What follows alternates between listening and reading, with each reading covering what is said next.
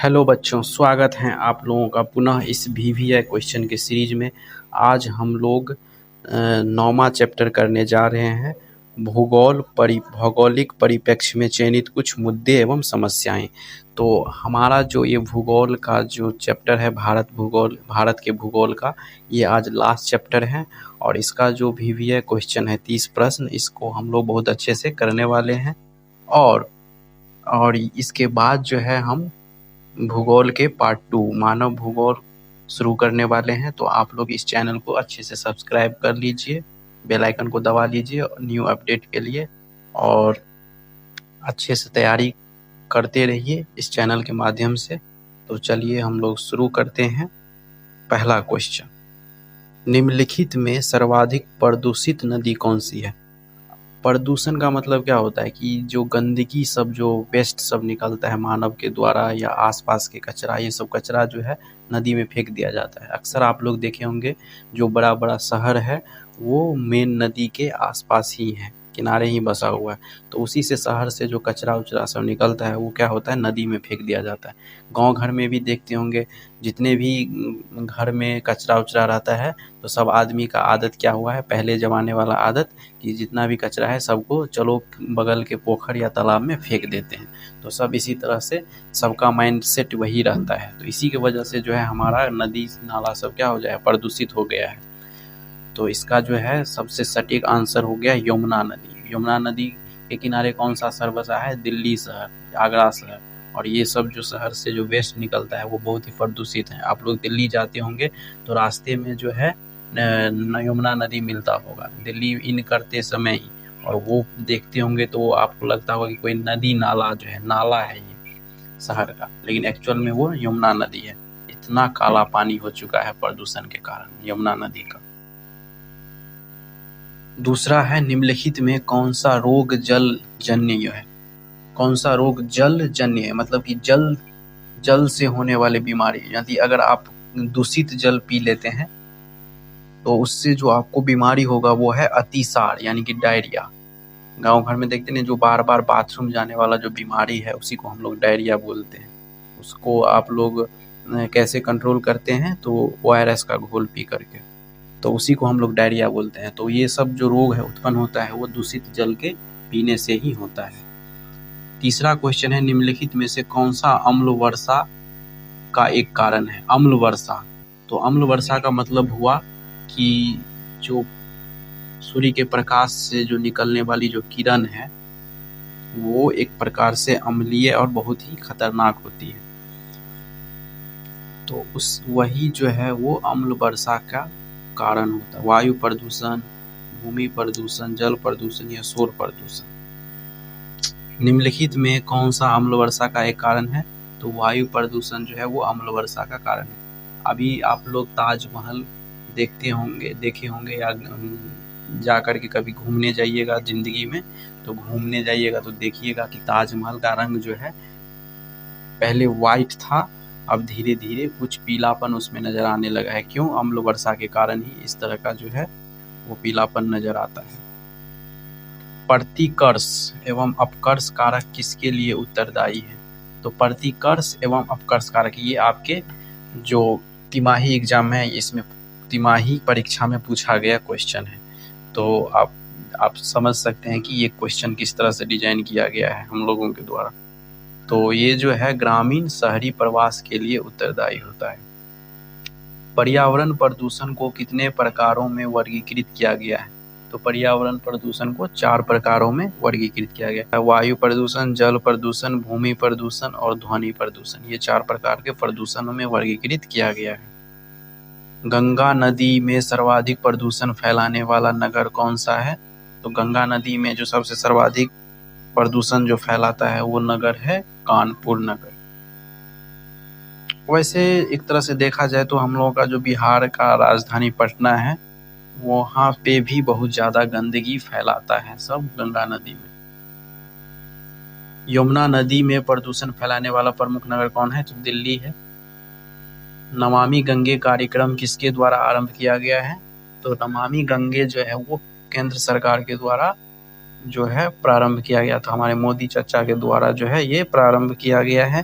इसके अंतर्गत क्या होता है कि जितने भी गंगा नदी हैं, गंगा नदी जहाँ तक फैले हैं, सब इस गंगा नदी के घाट पे जाकर के साफ सफाई करना, मतलब गंगा नदी के पानी को पूरे तरीके से स्वच्छ बनाना इस कार्यक्रम का लक्ष्य है। लेकिन आप लोग जाकर के देख सकते हैं कि गंगा नदी कितना साफ सफाई हुआ है, और इसमें हजारों करोड़ रुपया जो है खर्च किया जाता है इस साफ सफाई नाम के वजह से। एशिया की सबसे बड़ी गंदी बस्ती कौन सी है? धारावी जो है वो सबसे गंदी बस्ती है, जो कहाँ पे है? मुंबई में है। मुंबई सबका जो जीवन देखिएगा, जो गांव घर से जो कमाने के लिए जाता है व्यक्ति सब अपनी रोजी रोटी के लिए, तो वहाँ पे जो है एक छोटा सा रूम में 20-30 आदमी रहता है। तो इस तरह से, और ये सब जो है, ये सब जो लोग जो रहते हैं वो कोई बड़ा फ्लैट या मकान और पॉश एरिया सब में नहीं रहता है, ये सब वही बस्ती सब में रहता है, उसी को स्लम बोलते हैं। तो इतना बहुत बड़ा स्लम हो चुका है मुंबई में, जिसको हम लोग धारावी बोलते हैं। इसको धारावी बस्ती बोला जाता है। धारावी नामक गंदी बस्ती किस नगर में स्थित है? आ गया क्वेश्चन, तो मुंबई। स्वच्छ भारत मिशन का मुख्य उद्देश्य क्या है? स्वच्छ भारत मिशन का मुख्य उद्देश्य क्या है कि गंदी बस्तियों में जीवन स्तर को सुधारना। मतलब गंदी बस्ती में जो लोग रहते हैं, आसपास में गांव के लोग जो रहते हैं, वो अपना जो वेस्ट, जो नित्य कर्म जो है वो करने के लिए बाहर खेतों में जाते हैं। और खेतों में जाने से क्या होता है कि और वहाँ पे जो व्यक्ति सब जाते हैं खेती बाड़ी करने के लिए, तो उससे जो बैक्टीरिया पनपता है और उसके शरीर में जो लगता है, तो उससे बहुत सारा बीमारी, डायरिया हो गया, ये सब बहुत ही सारा बीमारी फैलता है। इस वजह से भारत सरकार स्वच्छ भारत मिशन लागू किया और सभी घर को एक एक बाथरूम देने की योजना बनाई, और इसी को हम लोग स्वच्छ भारत मिशन बोलते हैं, उसका जीवन स्तर सुधारने। आज देखिएगा गाँव, हर एक गाँव में लगभग 80% के आसपास सभी के घरों में बाथरूम की फैसिलिटी, सुविधा मिलती है। कुछ 20% लोगों के पास ही अभी भी, लेकिन इस समय में भी वो भी पूर्ण रूप से 100% हो जाएगा। WHO की रिपोर्ट के अनुसार भारत में कितने प्रतिशत संचारी रोग जल जनित हैं? मतलब कि वर्ल्ड हेल्थ ऑर्गेनाइजेशन है एक, यूनाइटेड नेशन के अंतर्गत आता है वर्ल्ड हेल्थ ऑर्गेनाइजेशन। ये पूरे विश्व के हेल्थ का रिपोर्ट निकालता है कि किस देश की में स्वास्थ्य की स्थिति कैसा है, भारत में, अमेरिका में, मतलब पूरे वर्ल्ड में जितने देश है उसका रिपोर्ट तैयार करता है। तो उसमें जो है भारत में जो दिया गया है संचारी रोग जल जनित कैसा कितना है, तो 1/4 है। मतलब जल से होने वाली जो बीमारी है वो 1/4 है। निम्नलिखित में कौन सा वायु प्रदूषण का स्रोत नहीं है? तो वायु प्रदूषण का स्रोत कौन सा नहीं है? तो वायु में तो जीवाश्म ईंधन दहन, खनन कार्य, औद्योगिक प्रक्रम या वन रोपण। तो वन रोपण से जो है वायु प्रदूषण को और दूर ही किया जाता है। जितने हम पेड़ लगाएंगे अच्छा, तो वही वातावरण को वो क्या करेगा? शुद्ध करेगा पेड़ लगाने से। जीवाश्म ईंधन को जलाएंगे तो वायु प्रदूषण होगा। खनन कार्य में जो मशीन सब यूज होता है, उससे जो धुआं निकलता है वो भी हो गया क्या? वायु प्रदूषण ही करेगा। औद्योगिक यानी कि फैक्ट्री सब में जो मशीन लगाया जाता है, उससे जो धुआं उत्पन्न होता है, उसमें भी जो है क्या होता है कि वायु प्रदूषण ही होता है। ध्वनि प्रदूषण के सभी स्रोतों में सबसे बड़ा क्लेश किसका है? तो यातायात परिवहन का। अक्सर गांव में तो ज़्यादा नहीं है रोड सड़क उतना फैसिलिटी, लेकिन शहर में इतना रोड सड़क है, गली गली रोड बनाया गया है। तो गली गली जो है सभी जितने भी ऑटो टोटो बाइक 4 चक्का ये सब हमेशा चलते रहता है, जिस वजह से ध्वनि प्रदूषण हमेशा वहाँ पे इसकी स्थिति बनी रहती है। इसीलिए अक्सर देखते होंगे कि शहर के लोग जो है वो उच्च सुनाई सुनते हैं, जोर से बोलने पर ज़्यादा सुनाई देता है, उसको कम जोर से बोलने पर जो है उसकी सुनाई देता है। अगला क्वेश्चन है, ध्वनि का स्तर किस इकाई में मापा जाता है? तो ध्वनि का स्तर जो है वो डेसिबल इकाई में मापा जाता है। निम्नलिखित में कौन भू निम्नीकरण का कारण है? भू निम्नीकरण का मतलब भू मतलब क्या हो गया? पृथ्वी या जमीन, और वो धीरे, निम्नीकरण का मतलब वो धीरे धीरे उसकी उर्वरक क्षमता घटना, और या फिर उसकी जो मिट्टी जो है वहाँ पे अपर्दन होना, एक जगह से दूसरे जगह जाना, तो उसको हम लोग भू निम्नीकरण बोलते हैं। उसी वो किसका कारण नहीं है, भूनिम्नीकरण का मुख्य कारण इसमें पूछ रहा है नहीं है। तो मृदा अपरदन, अपरदन का मतलब ही होता है मिट्टी एक जगह से दूसरी जगह चले जाना। तो मृदा अपरदन है कारण भूनिम्नीकरण का, क्योंकि उससे तो मिट्टी का ह्रास ही हो रहा है, कमी ही हो रहा है ना। तो वो हो गया। भूक्षारता, ये भी, इससे भी जो है मिट्टी का ह्रास हो रहा है, कमी हो रहा है। लवणता, जलाक्रांता, यानी कि जल सबसे भी जैसे बाढ़ का पानी आता है तो वो एक जगह से मिट्टी को लेकर के दूसरी जगह पहुंचा देता है, इससे भी भूमि का निम्नीकरण ही हो रहा है। तो वन रोपण, अगर हम पेड़ लगाते हैं तो पेड़ का जड़ क्या होता है, मिट्टी को पकड़ के रखा रहता है। तो वन रोपण में जो है भू निम्नीकरण नहीं होता है। झाबुआ जिला किस राज्य में स्थित है? तो झाबुआ जिला मध्य प्रदेश में स्थित है। झाबुआ जिले में किस जनजाति की बहुलता है? तो भील जनजाति।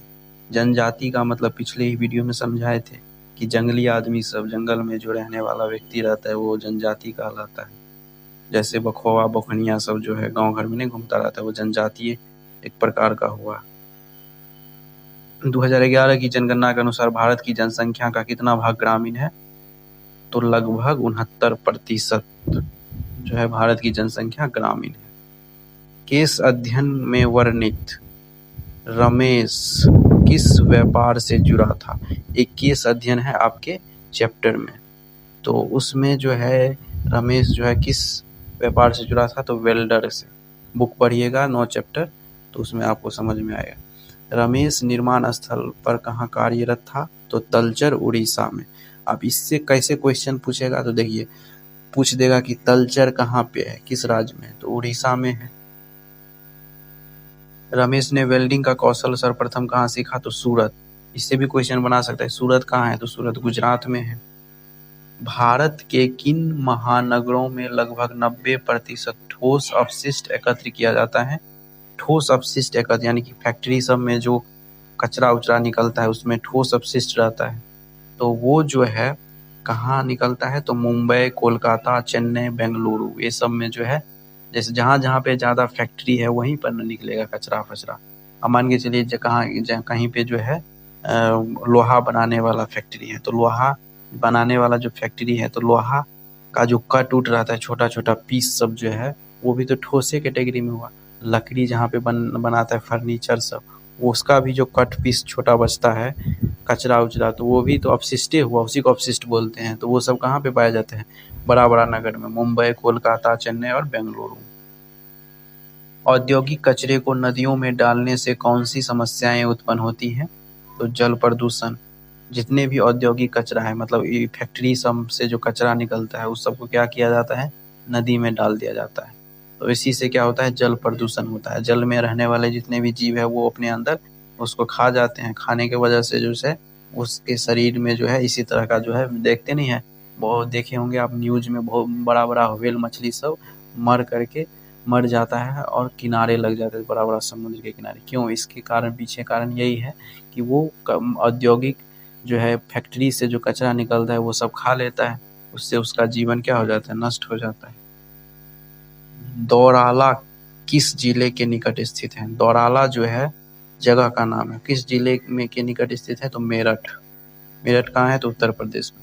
दौराला में जल संकट का मुख्य कारण क्या था? उद्योगों का अनुपचारित अपशिष्ट जल, मतलब कि उद्योग से जो निकला हुआ जल था वो जल संकट का कारण था। पेटलावाड़ विकासखंड किस जिले में स्थित है? तो झाबुआ जिले में। साझी संपदा संसाधन को पुनर्जीवित करने में किस समुदाय ने भाग लिया? तो भील समुदाय ने। गंगा नदी का प्रवाह मार्ग निम्न में से किस बांध से प्रभावित है? तो फरक्का बांध से। फरक्का बांध कहाँ है? तो पश्चिम बंगाल में है, ये याद रख लीजिएगा। जल प्रदूषण के प्राकृतिक स्रोत में क्या शामिल है? अपरदन एवं भूस्खलन। भूस्खलन का मतलब होता है कि कहीं पे धंसना, गिर जाना। आप लोग गाँव में देखे होंगे मिट्टी काटते काटते जो है क्या हो जाएगा, एकाएक गिर जाना। रोड सब पर देखते होंगे अंदर से जो मिट्टी धंस जाता है, खोखला हो जाता है, तो उसी को बोलते हैं भूस्खलन। अपरदन, अपरदन का मतलब समझा ही दिए थे, मिट्टी जो है एक जगह से दूसरे जगह किसी हवा के माध्यम से या फिर जो है जल के माध्यम से चला जाता है, उसी को हम लोग अपरदन बोलते हैं। तो चलिए, आज का हम लोगों का इम्पोर्टेंट क्वेश्चन समाप्त हुआ। आप लोग जो है वीडियो को लाइक कीजिए, शेयर कीजिए अपने दोस्तों के साथ और चैनल को सब्सक्राइब कर लीजिए ताकि इसी तरह का अपडेट आपको मिलता रहे। बहुत बहुत धन्यवाद आपको ये सीरीज में भाग लेने के लिए। चलिए, थैंक यू सो मच।